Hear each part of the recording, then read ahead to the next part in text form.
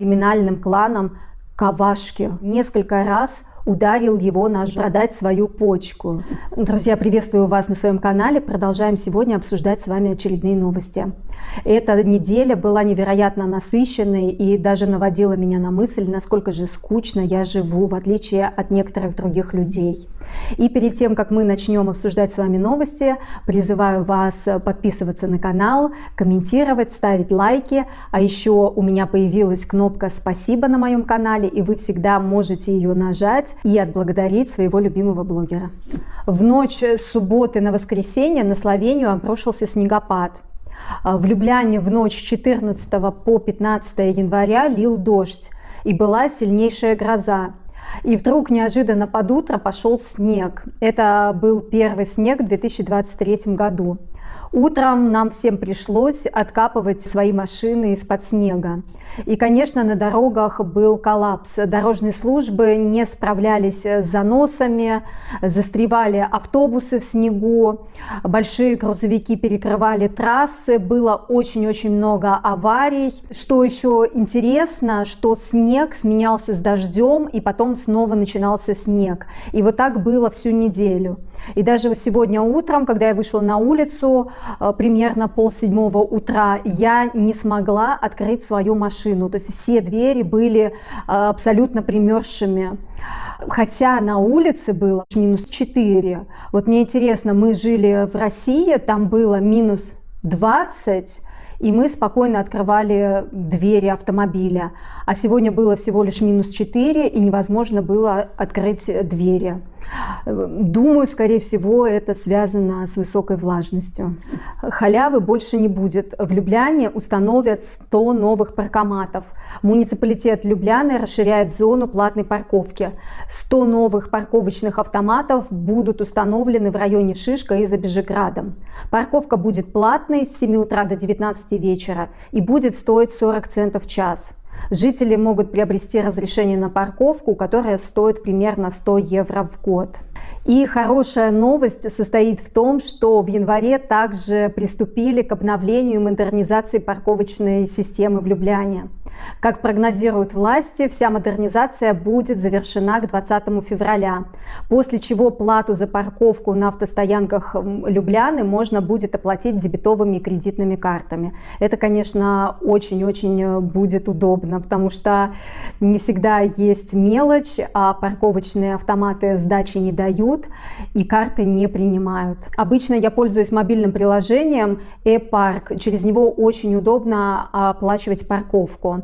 Если оставлять машину с 7 утра до 7 вечера 5 раз в неделю, то это получается примерно 5 евро в день. То есть получается очень хорошая экономия. Так бы человек оплачивал парковку примерно 200 евро в месяц, но можно купить годовое разрешение всего лишь за 100 евро. То есть очень это удобно. 500 полицейских, 50 следственных органов, 28 задержанных. Масштабная операция по разгрому преступной группировки. Полиция завершила 2-летнее расследование и ликвидировала разветвленную преступную группу, производившую и торговавшую наркотиками на территории Словении, Австрии и Италии. В ходе операции было проведено более 50 обысков, арестовали 20 человек, изъяли наркотики и 300 тысяч евро наличными. Наверняка 300 тысяч – это не все деньги. Интересно, а куда же делись остальные? На пресс-конференции криминалисты объяснили, что обширное расследование они начали в 2021 году. Было установлено, что 31-летний житель словенского города Есеницы возглавлял международную преступную организацию, которая контрабандой переправляла кокаин из Северной Европы в Словению, производила амфетамин и сама выращивала каннабис. Также лидер группы организовал выращивание и продажу каннабиса на нескольких объектах в Любляне в специально подготовленных помещениях. При этом снабжение рассады шло через курьеров из Австрии. Кроме того, эта мафия арендовала по всей Словении дома для иностранцев с поддельными хорватскими документами. Дома также были приспособлены для выращивания конопли.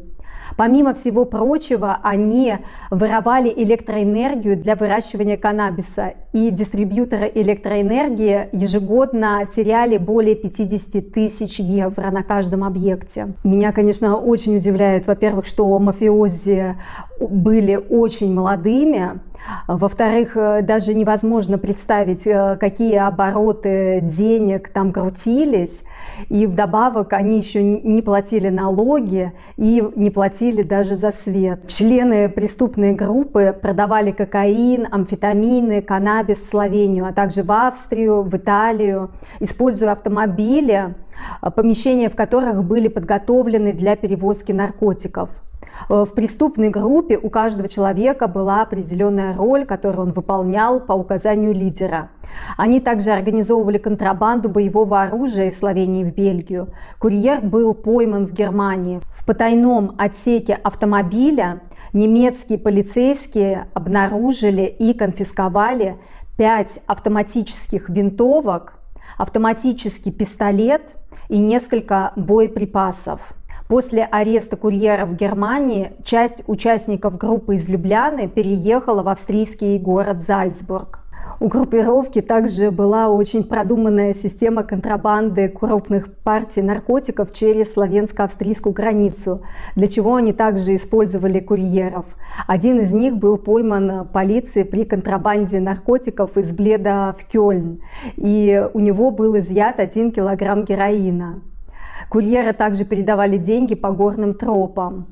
Вот это очень странно, почему они ходили по горным тропам, а не ездили по обычной дороге. Ведь между нашими странами нет абсолютно никакой границы. Может быть, как раз их и поймали, потому что было подозрительно видеть одинокого нагруженного человека с сумкой где-то на горе.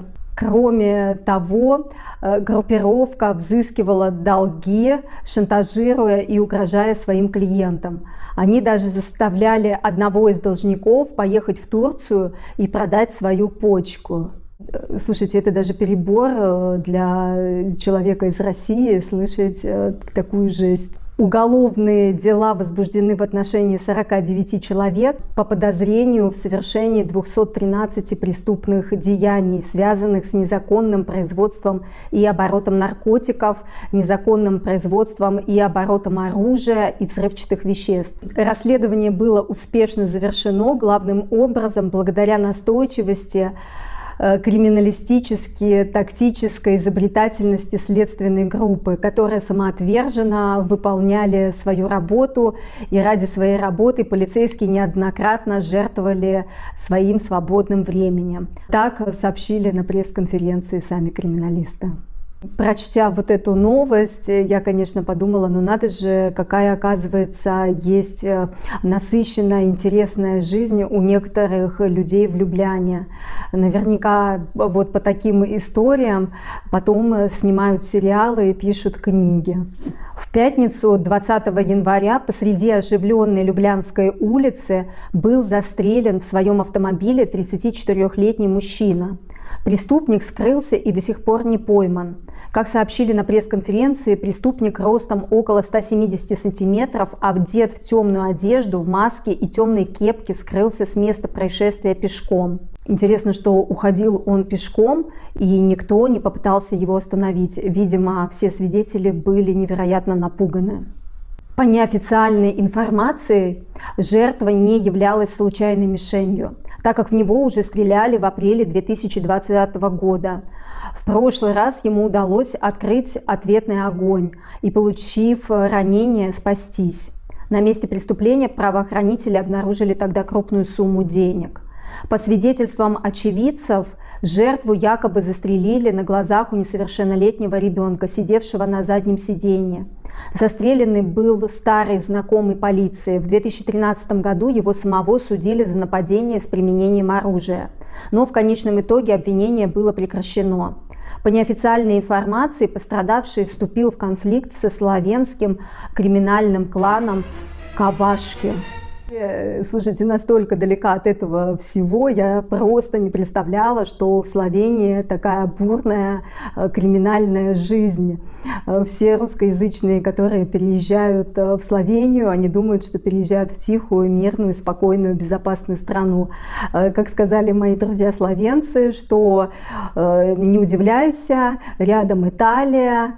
И, естественно, все вот эти вот мафиозные штучки из Италии очень хорошо распространились и в Словении.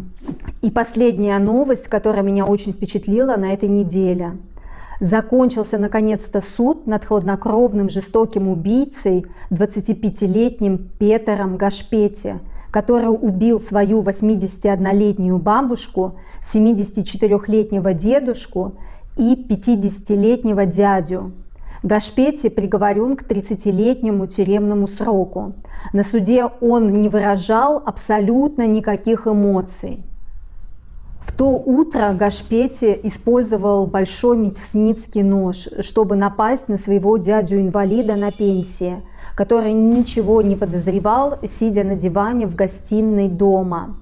После первого удара в грудь несчастный смог добежать до кухни, где злоумышленник несколько раз ударил его ножом в шею. Затем он напал на дедушку, который отдыхал на стуле, готовя обед. Он также ударил его ножом в грудь и шею. Затем он убил неподвижную бабушку, которая лежала на диване. Он нанес ей несколько ударов ножом в шею, а затем ножом нарисовал сеть на ее бедрах. Отец преступника рассказал, что его сын, оказывается, любил своих бабушку, дедушку и дядю, помогал им по дому, возил их на медицинские осмотры и никогда не проявлял признаков насилия. Говорили, что он был любимцем своих бабушки и дедушки, которые платили ему за помощь. Именно из-за денег начались конфликты. Дедушка жаловался, что не может ему больше платить за помощь, так как им не на что будет жить. Таким образом, их внук перестал помогать.